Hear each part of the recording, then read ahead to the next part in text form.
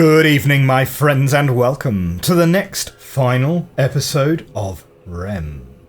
This is kind of an interesting situation, right? Because you probably know more than me how this episode is going to end, right? Because if you look at the time codes and you see this is like a 10-minute episode, chances are we're about to finish the game.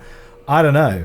We're in this little room trying to find the final medallion. And let me sort of run you through what we have in this room. Because there's a very small possibility space now. We've been through this book. We haven't used this code. We haven't used these codes, right? We have clicked this button to use this code on this wall, which got us this, and we've used that. So we've used 600 and entered 600 into here, has given us this pattern. There is a different pattern on the hover over. Okay, right. And then as far as this one goes, you got nothing. Now, that purple pipe, so that's where we are. That's what we've got. So the two things, we've got an input thing here, we've got a clue on the wall here, and we've got this book of colours and shapes. That's what we have available. Now through this door comes the purple pipe, and the purple pipe is coming out of here. Ah, no, do you know what? Sorry, I've messed that up because I reset this by touching it, didn't I? Okay. That's fine. We can redo this. We can redo this. And this would probably be kind of a reasonable exercise to go and do because it will tell us if the other pattern is actually different depending on the thing. So let's do this one. Now this one,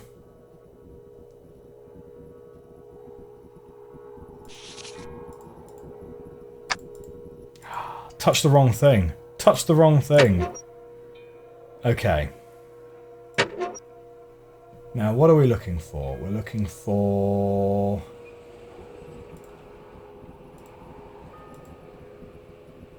precision eraser. I've never really used that tool before.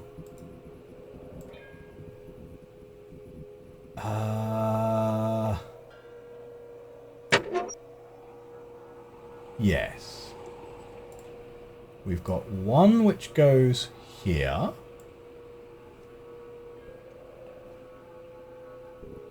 We've got this one here. And that's going to give us, at that intersection, right, that's actually the bottom. So all we have is one line at the bottom. And then the second one is this column again, followed by this one here, which is that square there, which is simply a line through the middle. Okay.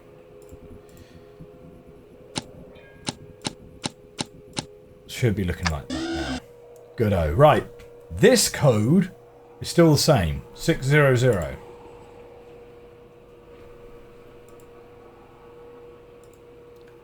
So from the table, the green wire is coming in to control this. The purple's coming out. The orange is coming out. The orange gives us this thing. Now that being 600, that's got to be that code. Yes? And so in here, this is still the same as before.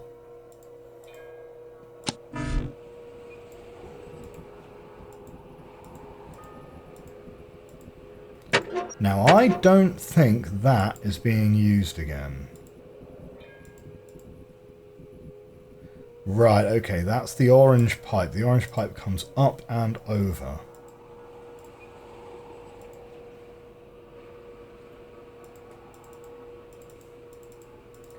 Now there's no input. There's no input to that.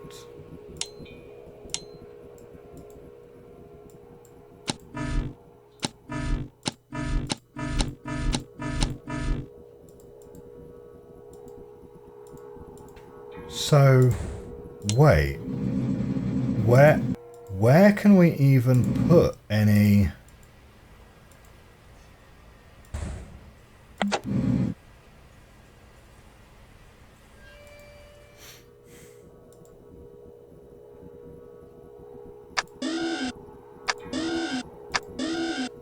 Okay, if you move that up that side, that doesn't change. Something must turn on or off the inputs. That's still the same with the lights on or not. Huh.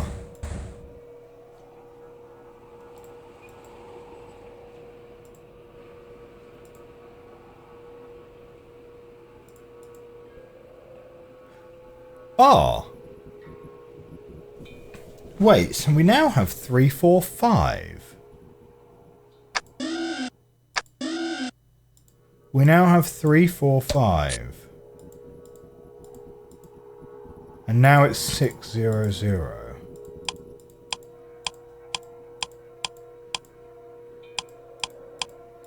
Let's try 3, 4, 5.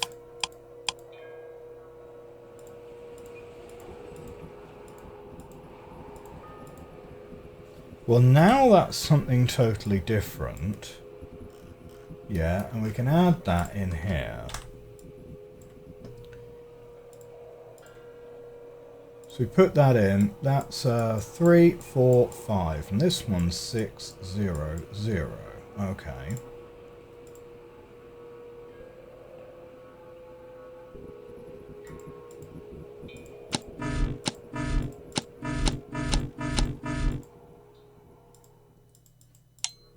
Still no input allowed there, though. Hmm?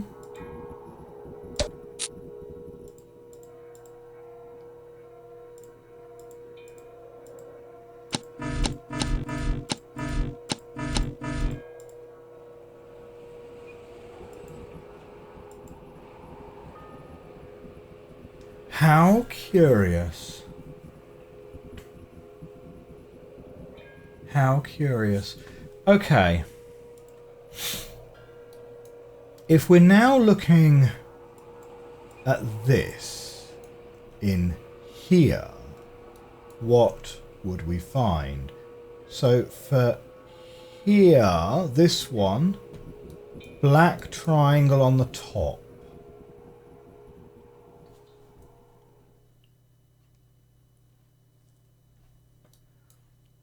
So we're looking at blank and arrow left. So we're down here. And it's black triangle on the top. It's this one.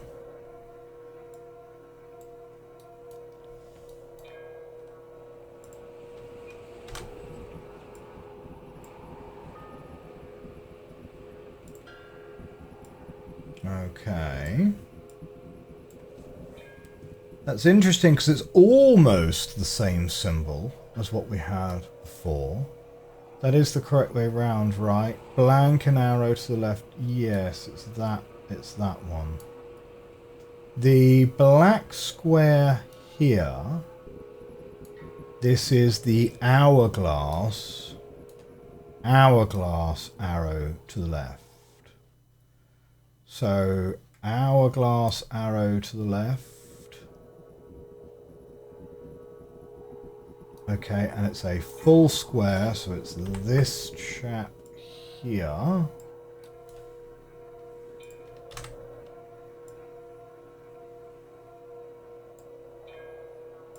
Yeah.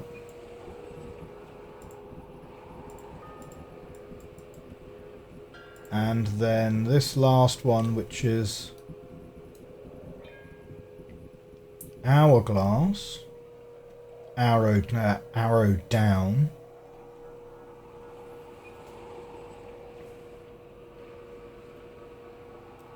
Arrow down, hourglass. And it's this black one here. You're looking at that symbol.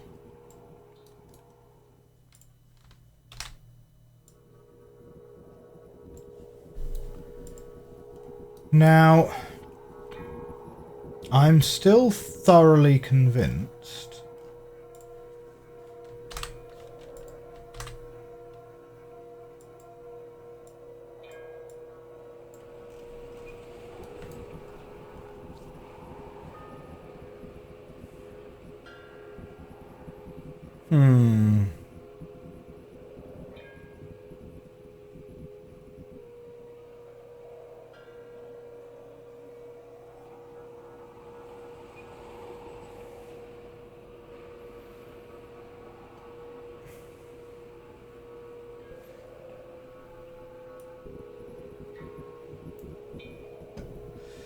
I'm just kind of wondering, do we need to try and find...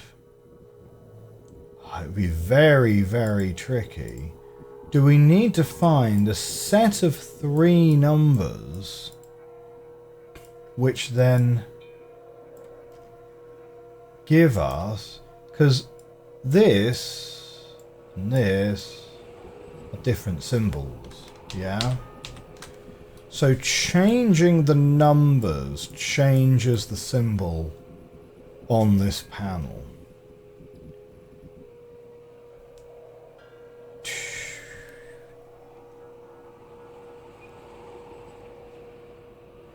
Is it always 3 symbols which are going to come on regardless of thing? Although wait, if I hover over here, no, it's 5. It's actually 6. You get 6 black. You get 6 black and 6 white. It's 6 black and 6 white on the hover over, and it's probably not a coincidence that the ones are highlighting are actually splitting by colour like that. Yeah, and taking those 3.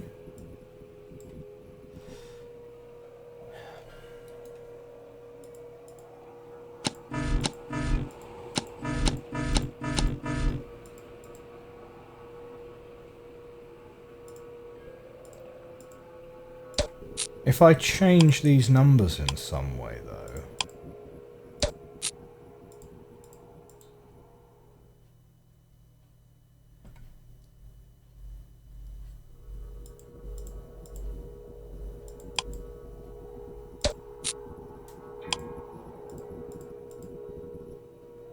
Oh, now I've managed to get 4 of them to light. They're all different colours, admittedly.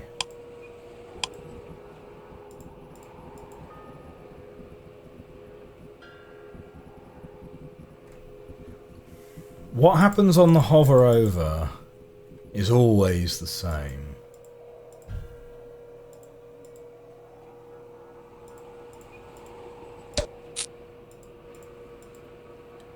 But this number that it's giving you,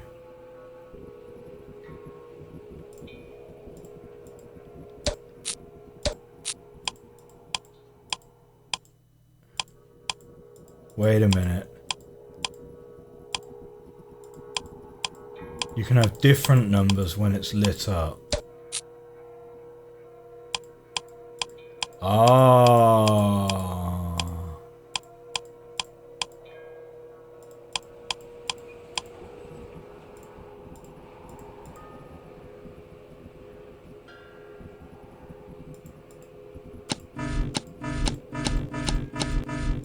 Right, so that's still not doing anything. But yeah, 600. And then you can have 456. No, it's 345. It's 345. Good thing we went and double checked that.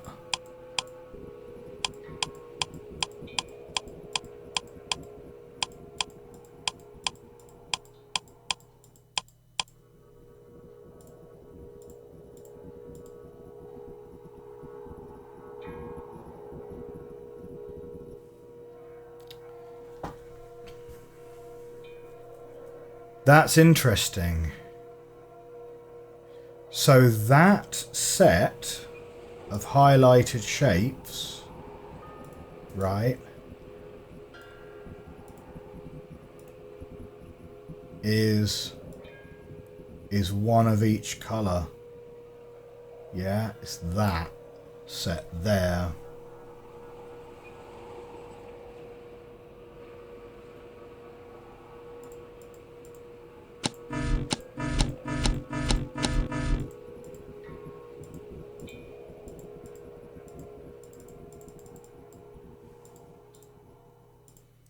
Not sure what we're going to do with that if we can't interact. Not sure what we're going to do with that if we can't interact with the other puzzle though. Like, okay, we could go and do the same thing we were doing before. Right, we can go and do the same thing we were doing before where we get these symbols. Right, but what are those symbols going to give us?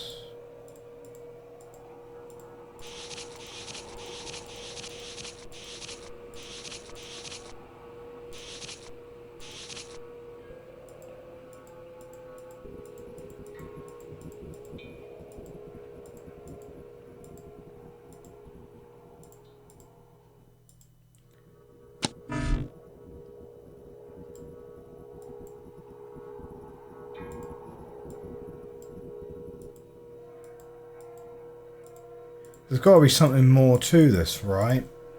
Because we can get the symbols, that's fine. Like, maybe let's get the symbols and see where that... See if that gives us anything. Yeah. So, give me that.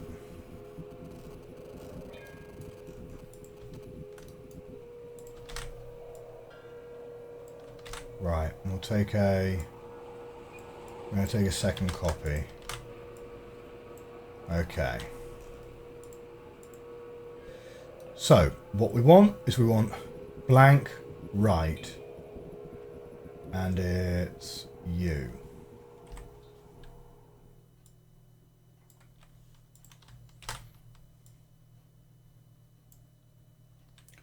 Then we want blank down. And it's a solid square. So it's this one here. Hang on. Sorry. Blank. Right, up here. Yeah, it's you. Right. Blank down. Solid square. It's this one here.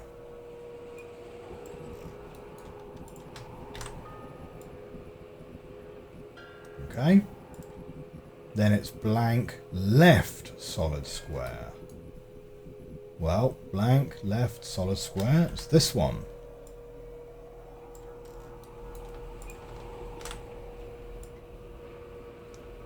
That isn't interesting. Those two are the same symbol. They're different colours on here. Okay. And it's not like there's a difference when you hover over the highlight either. What does the hover over do? Let's continue. Blank, up.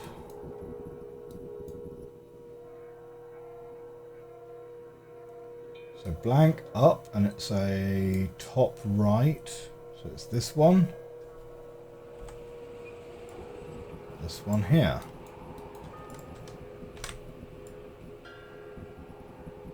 Okay. Now we've got bow tie down, bottom left. So bow tie down, bottom left is this one.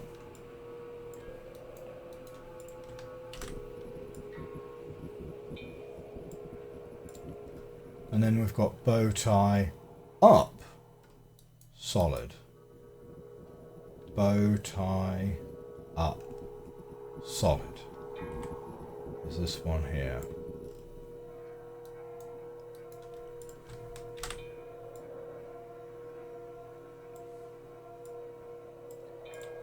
Now, it's curious those are the same as each other. So, there are only...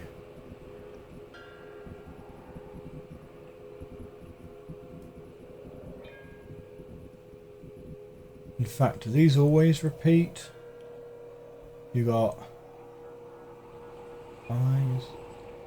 right, left, that way, that way. Right.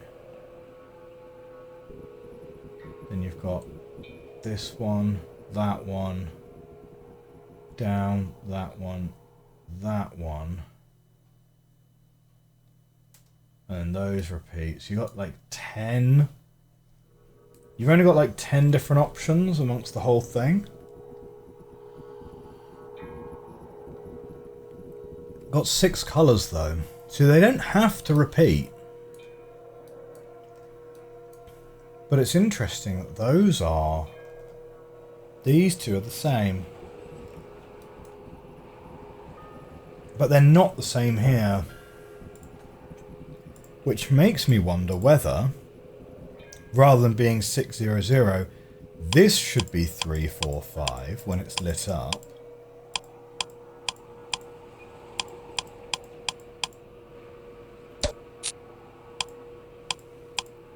And this should be 600 when it's not lit.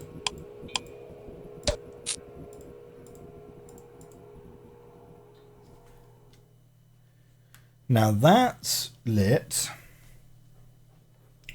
6. Once again, the 6 that it's lit are a set of unique colours. It's that set now this time. But we still can't interact there.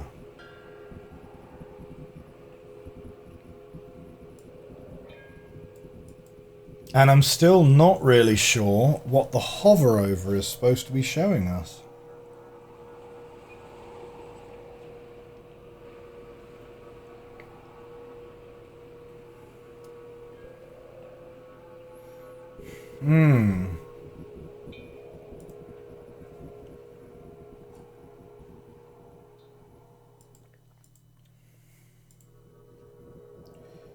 I mean, we don't have any items that'll help.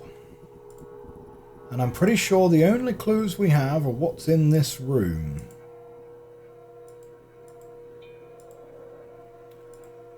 So it is a pretty constrained puzzle.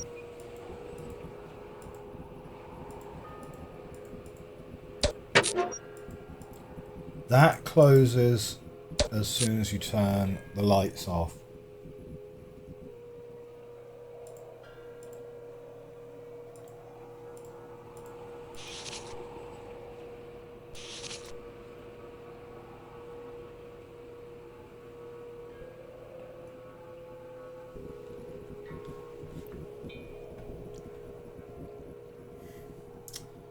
Wow.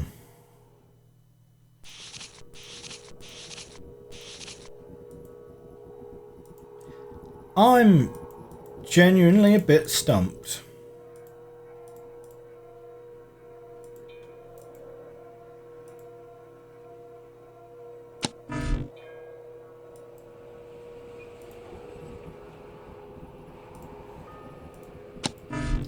I mean, I've got to kind of think that this will become active once this is set the correct way. Do we think?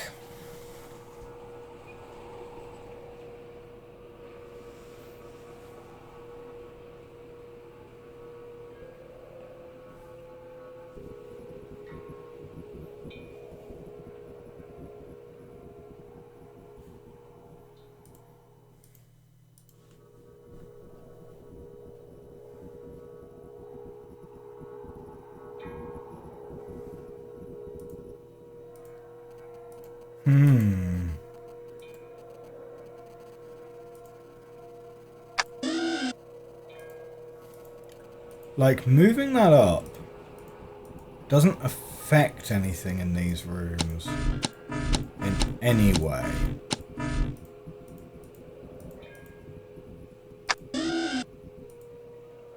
right? Having the door open. No, you can't have the door open.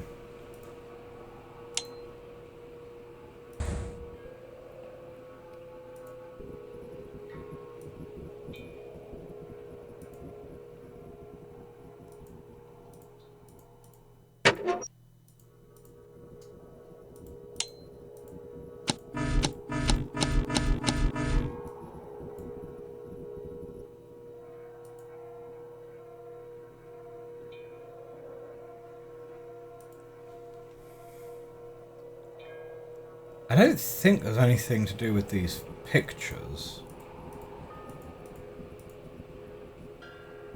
I don't think so. Anyway.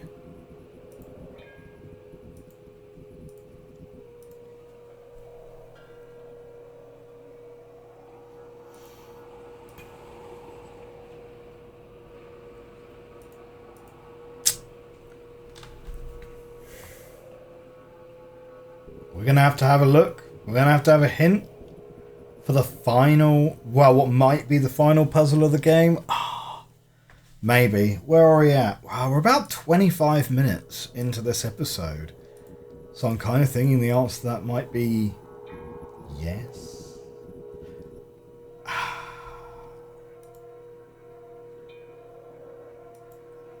Yeah, it's just really not obvious to me. It's not obvious to me what to do, except to hope that this panel becomes active once you have this panel set correctly. But like, what else can we do aside from put the numbers that we're told into the panel? Unless I've done it wrong.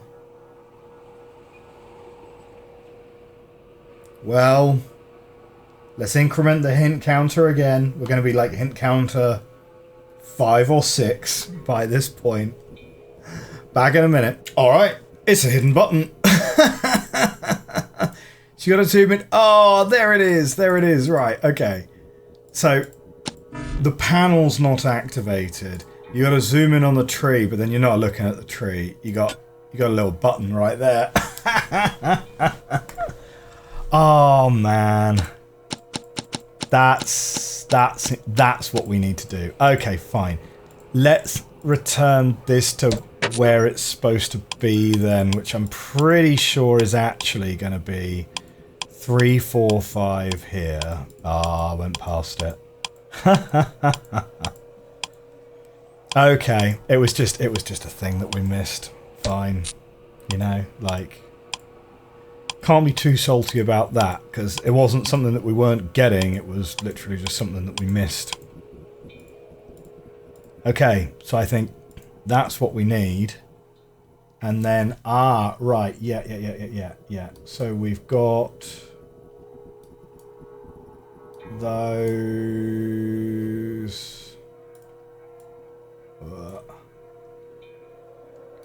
So green is the one in the upper corner, which was the one we literally just passed. Right, there's green. Then we've got the... Wait, no. No, wait. Green is that one, which is going to be the one in the upper corner. That's green. This one is brown, which is the one next to it, which is that. Yellow is the one furthest over there. That's there. Pink is that one. Then we've got blue. Yeah, blue is that one. And then red. That red is the repeat. Red is that one. Okay. I think that's it. Nice. Okay, what do we have next? That might be it.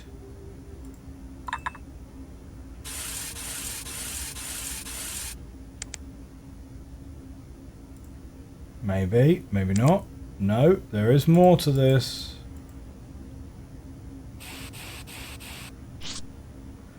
Dear friend, by the time you're reading this letter, you'll have also found your way through the recently discovered area of RHEM III. I have already spent some time here myself. I wish to give you another quarter of the medallion. It's in a nearby safe. When completed, the medallion will be the key to the currently unknown area of RHEM V. As before, please take the medallion piece with you. Please don't leave RHEM without it. I will contact you again when I determine further travel is possible. Yours, Menendez.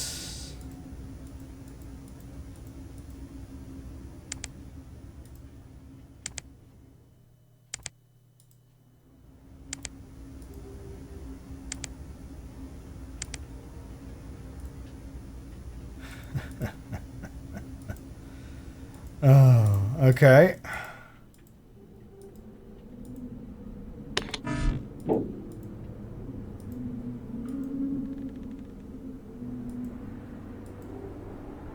So, how do we determine the order of those pillars then?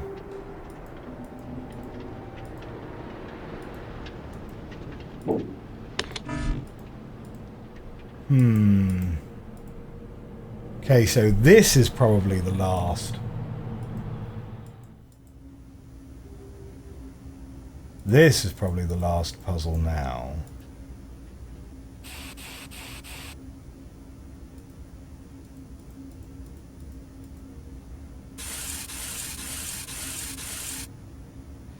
That goes 5 times.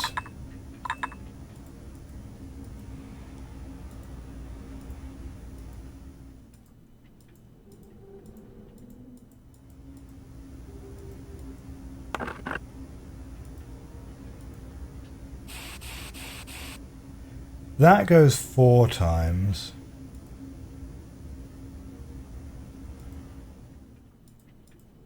It feels to me like there must be something, some other things that are interactable, right?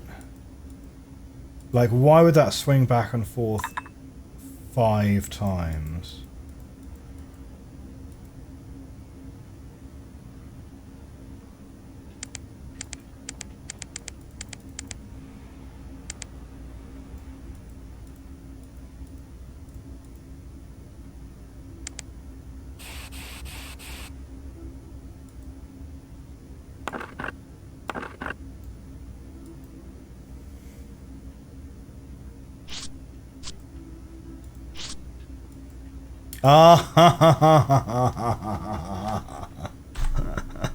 Classic. I was thinking about the bed with the clue underneath the thing. It's another trick that we're going to take with us into RHEM 4, you know. Okay. So what we've got is we've got one here, one here. Yes, we have 6. We have 6 of them. Okay, let's reset the count. Reset the clock. Right. Okay, that's north. So let's go. 1, 2, 3, 4, 5, and 6. Oh. Huh. No?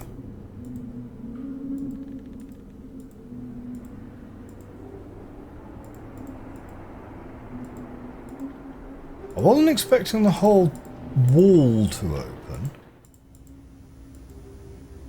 Aha.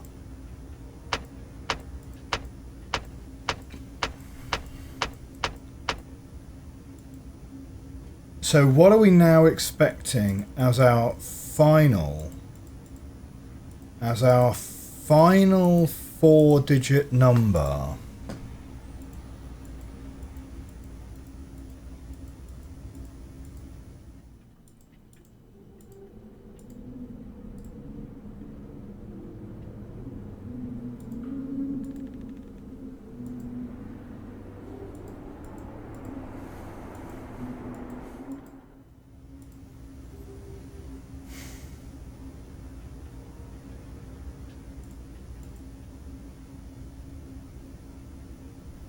Hmm.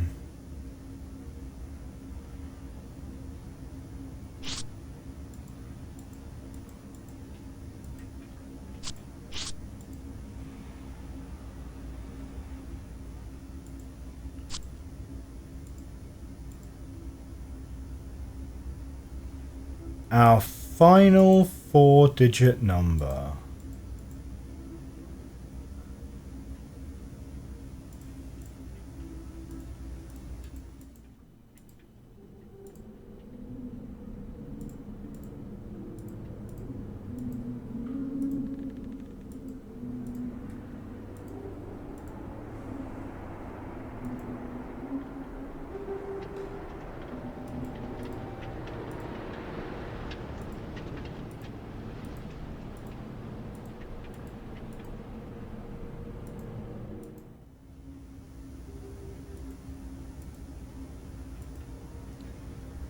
So it's 2 digits and 2 digits.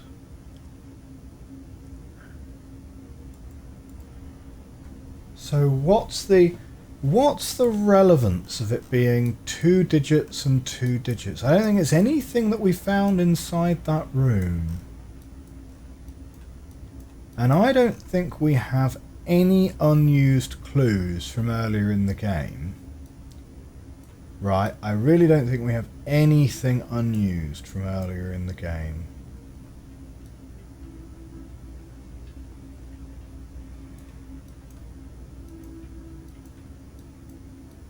So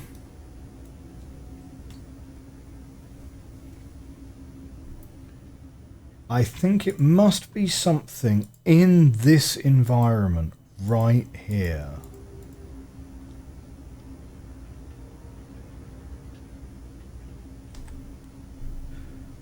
And if I were to take a guess, I would think it has something to do with the swaying hanger and the wreath, right?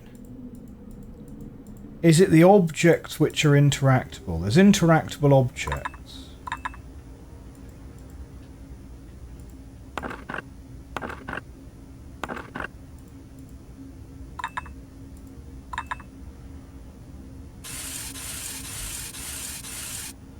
Like, the one which is highest up is a 5, like 5411? 5411? Or it could be the other way around.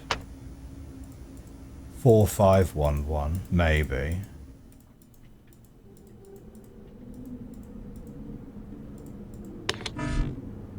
There are only 4 interactable objects in that room.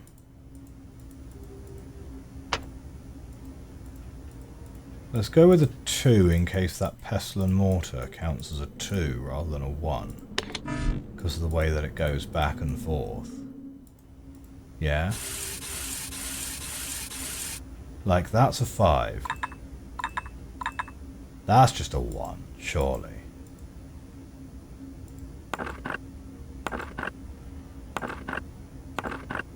I think that's a 1. I think that's a 1. And that's a 4, right? Let's try a 4511.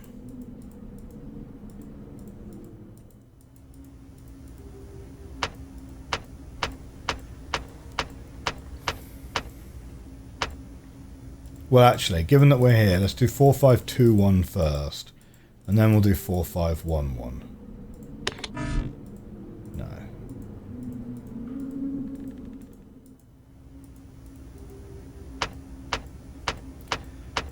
We've not seen any other objects which are interactable.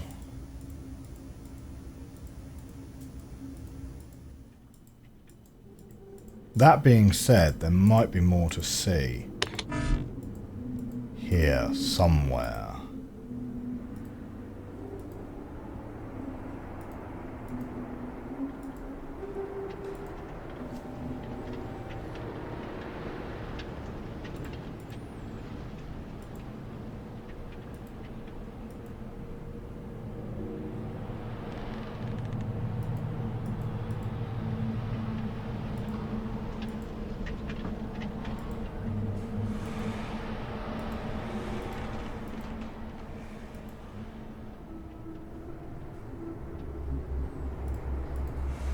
Like, it's not a huge area.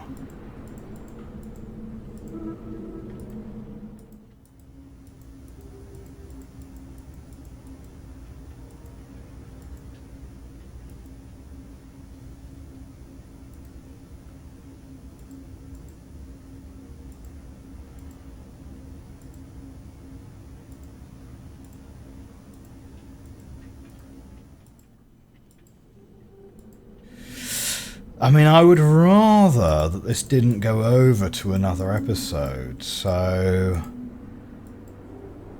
Like, especially not on what is probably the final puzzle.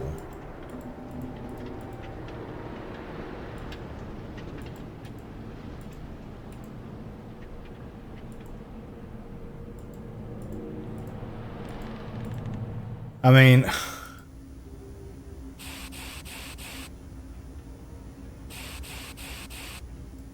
It's not literally like a date, is it? 25/12?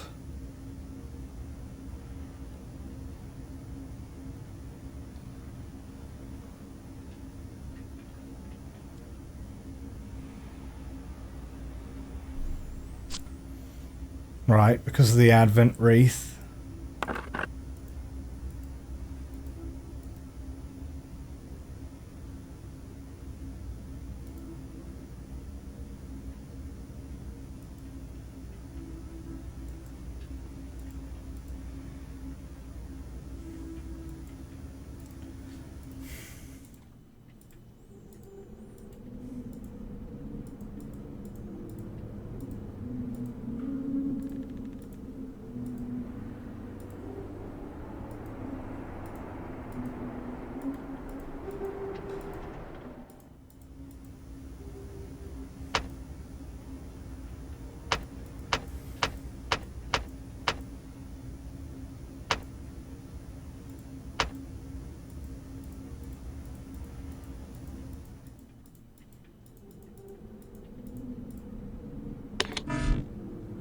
That was a real long shot. That was a real long shot.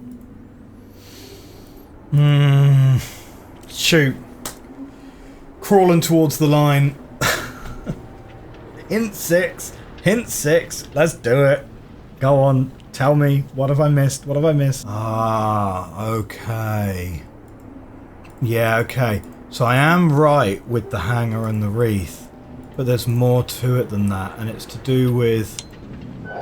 this door not opening all the way somehow.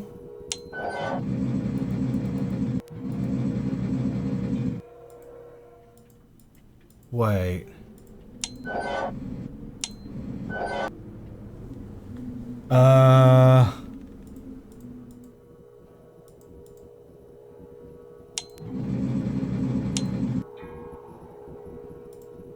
Oh, you can press the button so that the door doesn't...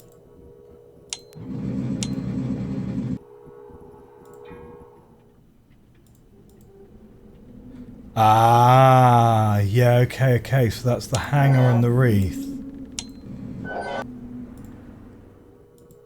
Okay.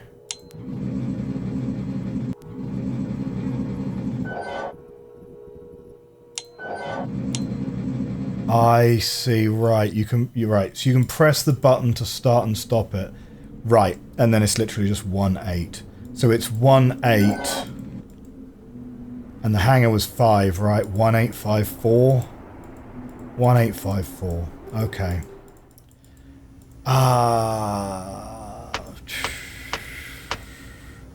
Again, that one's a bit of a fair cop, really, because it's kind of like that stiff door.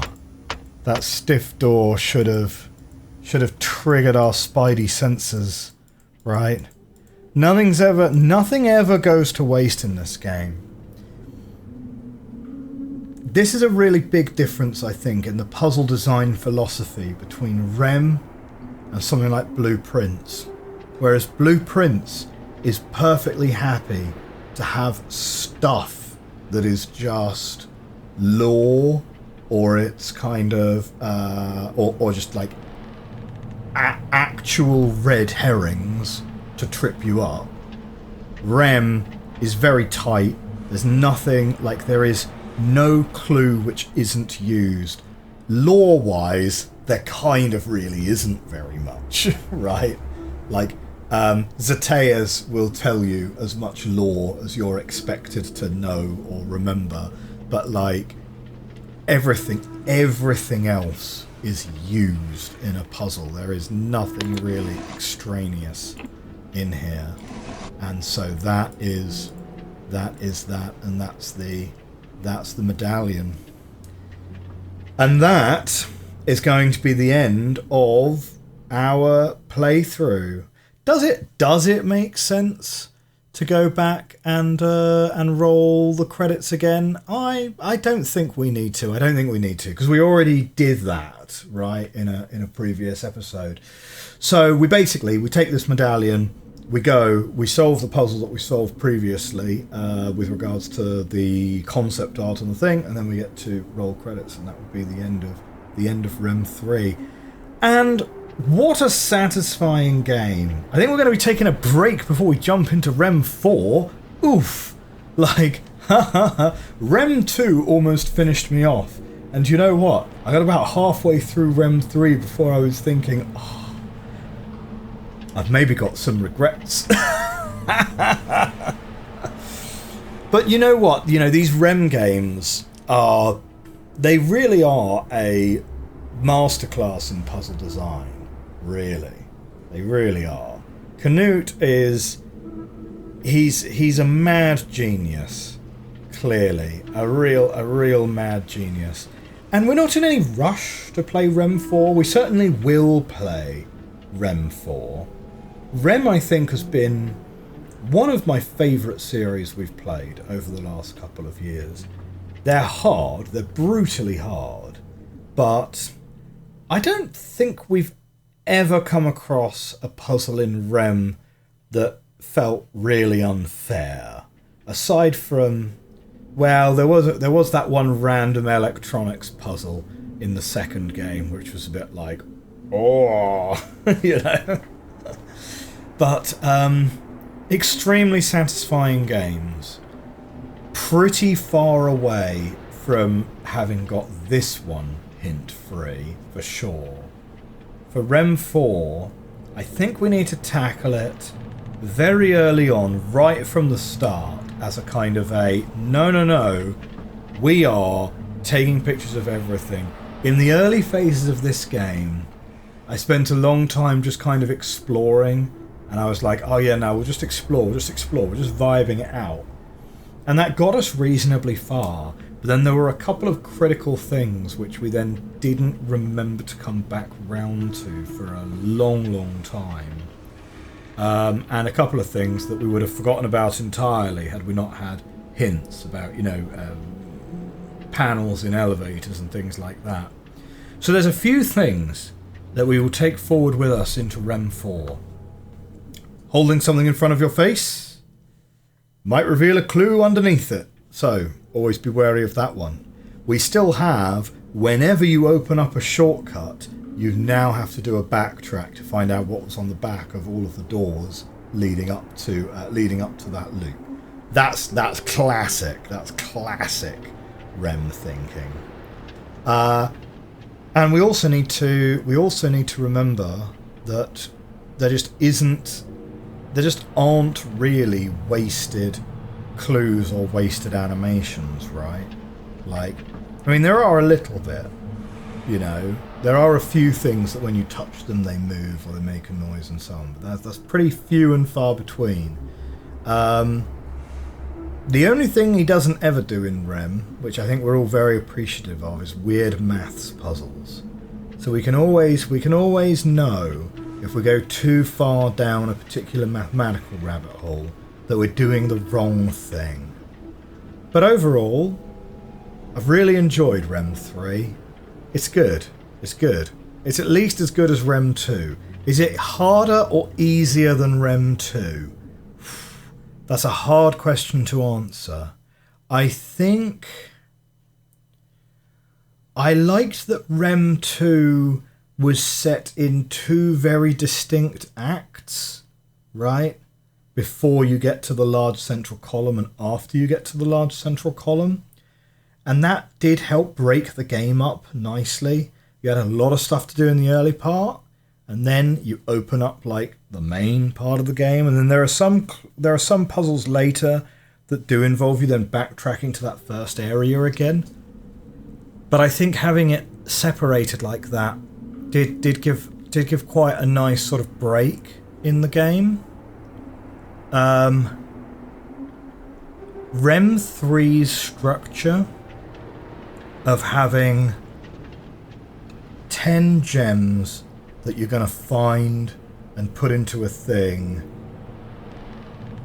makes it very clear. Like, I felt in RHEM 3 we had a clearer idea of what we were trying to achieve than in RHEM 2. And this is going to be purely on the aesthetics and vibes. RHEM 3, because it's outside, because we have like the sun and so on, it's not entirely set in a cave. RHEM 2, aside from like one very brief section, is entirely underground. And that does make RHEM 2 a little bit more of an oppressive feeling game. RHEM 3 is a lot more open, and it feels a lot more, feels a lot more pleasant. That being said, the sound design in RHEM 2 I think is better. RHEM 3 has a couple of particular pieces of ambient music that I just didn't vibe with. That is just personal taste. It's that particular one which is like, it's the Rusty Gate song. Didn't like it. So RHEM 2, better sound design than RHEM 3. RHEM 3 has by far the worst backtracks, right? Backtracking to and from the library in RHEM 3, having to go up and down those ladders, is really painful. It would be really nice to have had a shortcut that I could have opened at some point. And I don't know, I mean, like, maybe we were supposed to answer the tree puzzle earlier to open that other shortcut. But even then, I think that only gives you a shortcut to the wrong side of the gate anyway, right? So, I mean, it does mean that you can leave both ladders down, I suppose. But even then, it's going to be, I would have thought that would be a fairly late game shortcut, because to open that, you need to get all 10 leaves. And so the implication is that you've explored like most of the place anyway. So yeah, RHEM 2 has the better backtracks. RHEM 2 has the better sound design. RHEM 3 is nicer because it's set outside. RHEM 3 is nicer in that it's got a clearer goal. RHEM 3 is a much flatter puzzle structure, which is both a good thing and a bad thing. It's a good thing in the sense that if you get stuck somewhere, you have 9 other gems you can be working towards. None of the gems depend on any of the other gems. So that's good. But it's also a bad thing, because it means if you are stuck 4 gems in, then you know that if you get unstuck, it's probably going to only get you unstuck as far as the next gem, and then you're still stuck on all the others. Whereas RHEM 2 felt like it had a slightly more linear structure. One thing I quite liked on RHEM 2 as well, which hasn't really been the case so much in RHEM 3, like there is in a couple of rooms, like the siren room, right, where we're doing the sounds. RHEM 2 felt like, and this might be my perception, this might not be factually true, because I'm kind of doing this off the top of my head, and it's not like I'm keeping notes on this or anything. It felt like RHEM 2 had more areas where when you go into the area, it's like, this is a puzzle room, and by doing this puzzle room, you will get a puzzle piece. You'll get one of the things. Whereas RHEM 3 kind of felt like all of the puzzles that would get you the green gems are sort of integrated just into the environment. Which is, again, I'm not saying it's better or worse, which way round it is, but I felt REM 2 occasionally gave you more of a mental break, because you could be like, okay, I know that this room appears to only be using clues that are found in this room. I'm thinking particularly of, like, there's one particular room which involves, like, twisting a whole bunch of corridors back and forth. Right, like, that was a really good room in REM 2. Now, there are areas like that in REM 3, like, for example, the idols, which is like, hey, give us shapes. But like, that is kind of a mixture of, you got to decode the paintings, you got to find all the shapes, you got to find which shape goes with which idol. Not really, because each idol only accepts one shape, so actually the clue which tells you which idol to put them in is a little bit redundant. But yeah, but that environment clearly works towards, like, one gem, right? It does rely on clues brought in from the outside, though. So overall, I mean, you wouldn't be able to put a piece of paper between the two of them. REM 3 and REM 2, I mean, like, they are both, in 95% of their amalgam, are very similar games to each other. Very, very similar games. An incredibly consistent level of quality across this series. There are some things that REM 2 was better with. There were some things that REM 3 was better with. I would find it really hard to separate the two. And to be fair, I'd find it really hard to separate the two of them from the first REM. I personally would probably rank the first REM as number 1, just purely because it's the one that kicked off the series, and it's the one that we managed to solve hint-free, and so I get a warm fuzzy feeling right down here, right, whenever I think about it. That is very much, though, a personal experience, and I'm sure that, given the level of consistency across this series, you could make a very strong argument for any of the first 3 REM games to be the best REM game that we've played so far, and I would be very interested to hear in the comments below which of these 3 REM games you thought was the best so far. As I said earlier, REM 4, that's going to wait. We will come to REM 4 when I feel like I have physically and psychologically recovered from REM 3. You guys got to wait years between playing REM games, right? And I don't think we're in any rush to play REM 4, because REM 5 hasn't even been announced yet. But you never know, right? You never know. Well, my friends, this has been our playthrough of REM 3. Thank you so much for watching this series. It's been an absolute pleasure playing another one of these REM games. If you like this video and you like this series, do hit that like button, hit the subscribe button.